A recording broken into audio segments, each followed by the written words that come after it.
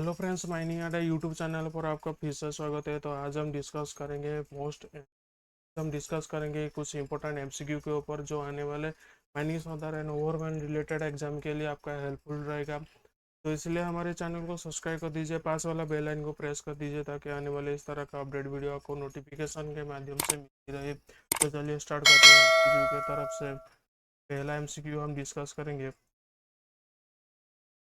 पहला क्वेश्चन है कि इसमें लिखा है कि the manager and opencast mines shall be experience personal supervision of the mines on at last dash day in weeks, यानी कि हर वीक में कितने दिन में एक बार ओपन कास्ट माइंस में मैनेजर पर्सनल सुपरविजन यानी कि इंस्पेक्शन करेंगे। तो इसका राइट आंसर होगा 6 डे। 6 दिन में एक बार मैनेजर ओपन कास्ट माइंस में पर्सनल सुपरविजन करेंगे और वीक में 6 दिन। नेक्स्ट क्वेश्चन हम डिस्कस करेंगे। तो manager the mines most inspection in the mines during in the night shift of at last in every मतलब से ये पूछा है कि हर रात को शिफ्ट में कितने बार एक बार वो शिफ्ट में इंस्पेक्शन करेंगे माइंस को। तो उसका राइट आंसर होगा फोर्थ नाइट में 4 दिन का जो रात होता है तो उसके एक बार वो इंस्पेक्शन करेगा माइंस में और शिफ्ट में। थर्ड नंबर का क्वेश्चन हम जाएंगे। The duty and responsibility manager given मतलब कि ड्यूटी एंड रेस्पॉन्सिबिलिटी जो रेगुलेशन होता है वो कौन सा रेगुलेशन में इन्वॉल्व होता है। तो रेगुलेशन 43 में लिखा है कि duty and responsibility of the manager. आपको 43 में लिखा है duty and responsibility of the manager. इसका राइट आंसर होगा रेगुलेशन 43।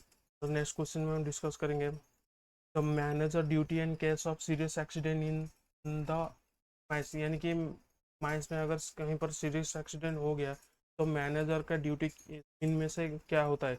तो इनमें से उनका राइट आंसर होगा ऑल ऑफ द अबव, यानी कि मैनेजर इनमें से उपरोक्त सभी में वो अपना ड्यूटी करेंगे जब माइंस में सीरियस बॉडी एक्सीडेंट हो जाता है तब।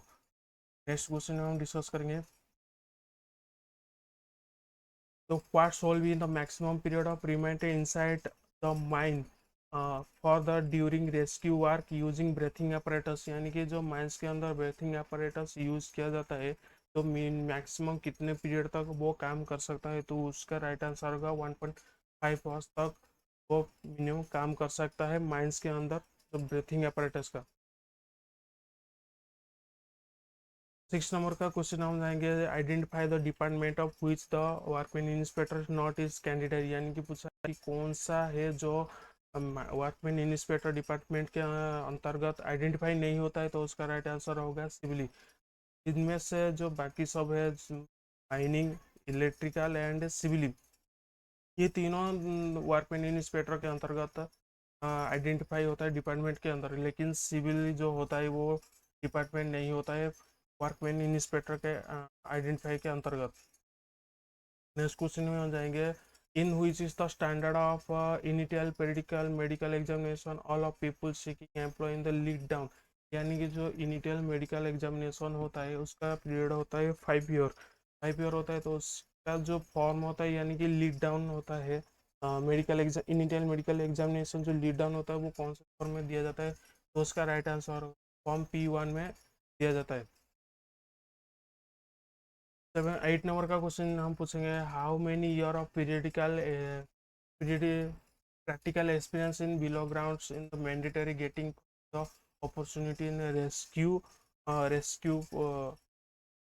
पोटेंट, यानी कि जो पूछा है कि हाँ कितने ईयर तक प्रैक्टिकल एक्सपीरियंस होना चाहिए बिलो ग्राउंड में मैंडेटरी यानी बाध्यतामूलक होना चाहिए रेस्क्यू सुपरटेंट के लिए। तो उसका राइट आंसर होगा 5 ईयर्स। 5 साल इसका प्रैक्टिकल एक्सपीरियंस बिलो ग्राउंड में मैंडेटरी है। एक रेस्क्यू सुपरटेंट अपॉर्चुनिटी पाने के लिए 5 ईयर का एक्सपीरियंस जरूरी। क्वेश्चन हम जाएंगे। What shall be the degree of fleet angle, यानी कि ये पूछा है कि जो फ्लीट एंगल कितना होना चाहिए। तो उसका राइट आंसर का 1.5 डिग्री होना चाहिए फ्लीट एंगल। 10 नंबर का क्वेश्चन जाएगा why the lime is sprinkling from the accumulation of black dam. यानी कि ये पूछा है कि जो ब्लैक डैम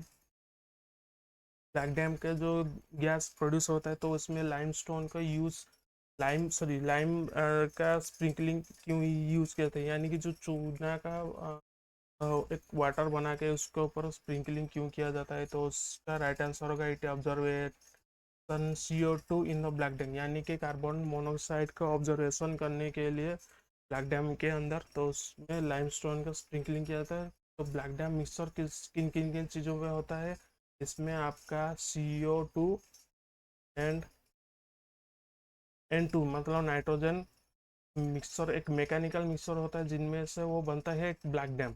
तो उसको दोनों को अलग करने के लिए इसमें लाइम का स्प्रिंकलिंग किया जाता है। तो 11 क्वेश्चन में हो जाएंगे ये बिल्डिंग ऑफ है building of where the explosive और detonator in storage in college, यानी कि जो एक्सप्लोसिव और डिटोनेटर स्टोरेज किया जाता है उस बिल्डिंग के अंदर, तो उसको नाम क्या है, उसका नाम है मैगजीन। मैगजीन के अंदर हम एक्सप्लोसिव और डिटोनेटर को स्टोर करते हैं तो उसको बोलते हैं हम मैगजीन। मैगजीन कहते हैं बिल्डिंग को। तो 12 नंबर का क्वेश्चन हम जाएंगे which is the following gas not candidate chief harmful gas, यानी कि पूछा है कि कौन सा गैस है जो हार्मफुल होता चीफ हार्मफुल होता है, चीफ हार्मफुल नहीं होता है। तो उसमें राइट आंसर होगा CO2। CO2 CO2 होता है जो हम चीफ हार्मफुल गैस नहीं होता है इनमें से। तो नेक्स्ट क्वेश्चन हम जाएंगे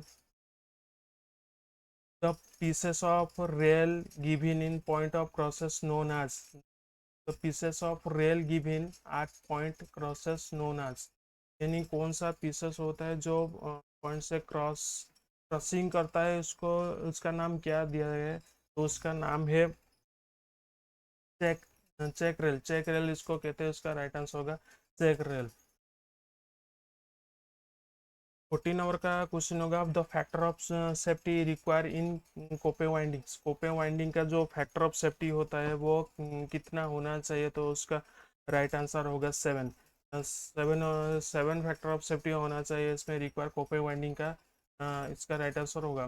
नेक्स्ट क्वेश्चन में हम जाएंगे what the temperature of socket should be popular the white metal in use, यानी कि जो वाइट मेटल का जो सॉकेट किया जाता है उसका जो टेम्परेचर मिनिमम कितना होना चाहिए वाइट मेटल सॉकेट करने के लिए। तो उसका होगा राइट आंसर 100 डिग्री सेल्सियस, यानी कि मिनिमम 100 डिग्री सेल्सियस होना चाहिए एक जो वाइट मेटल को मेल्टिंग किया जाता है सॉकेट पॉइंट में। तो नेक्स्ट क्वेश्चन हम जाएंगे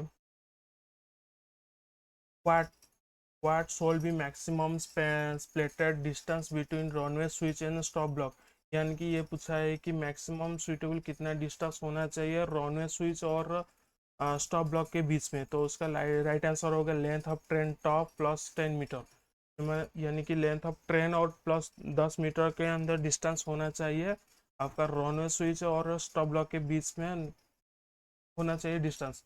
उसका नेक्स्ट क्वेश्चन में हम जाएंगे what is solely maximum temperature of white metal proposing into the socket of for the purpose of capping, यानी कि जो कैपिंग किया जाता है उसका व्हाइट मेटल का टेम्परेचर मैक्सिमम कितना होना चाहिए। तो उसका राइट आंसर होगा 363 डिग्री सेल्सियस, यानी कि 363 डिग्री होना चाहिए जो मेल्टिंग पॉइंट किया जाता है व्हाइट मेटल का सॉकेट में।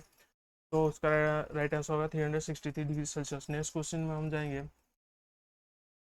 If the rock type of RMR 70 तो when what will the roof classes, यानी कि पूछा है कि जो RMR अगर वैल्यू 70 हो रहा है तो रूफ क्लासेस कितना होना चाहिए। तो उसमें हम एनालिसिस थोड़ा करेंगे। अगर 0 से अगर 20 हुआ तो उसका राइट आंसर होगा वेरी पोर।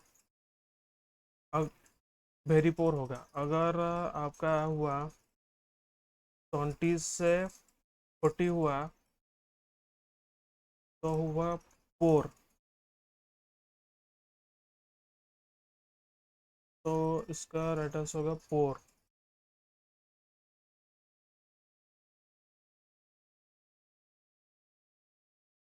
पोर होगा। अगर 40 से आपका हो गया 60 के अंदर, तो उसका आंसर होगा फायर। अगर 60 से आपका हो गया 80 के बीच से, तो हो गया वो गुड।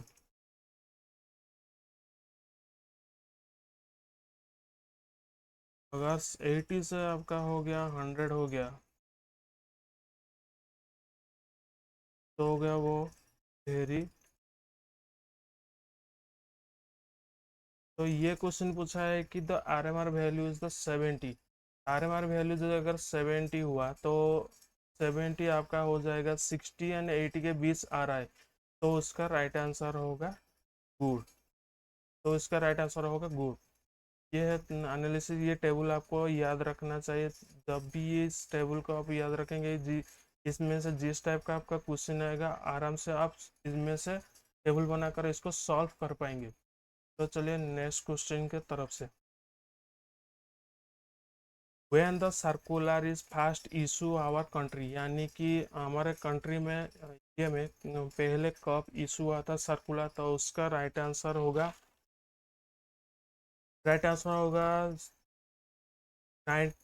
1935, यानी कि 1935 में पहले इशू हुआ था सर्कुलर इंडिया में। तो नेक्स्ट क्वेश्चन के लिए टैक्स है, what is the full form of PNT, यानी ये पीएनटी पीएनटी पीईएनटी का फुल फॉर्म क्या है। इसका राइट आंसर आपको कमेंट के माध्यम से हम नीचे डिस्क्रिप्शन नीचे कमेंट के माध्यम से हम बताइए इसका राइट आंसर क्या होगा। अगर आज का अपडेट वीडियो आपको अच्छा लगा तो चैनल को लाइक कर दीजिए। साथ साथ ज़्यादा से ज़्यादा आपके जितने माइनिंग सर्कल फ्रेंड हैं, सर्कल ग्रुप है, इनमें से हमारे वीडियो को शेयर कीजिए, ताकि बाकी आपके माइनिंग रिलेटेड फ्रेंड में इनमें हेल्पफुल हो सके। थैंक यू, कीप वॉचिंग, जय हिंद।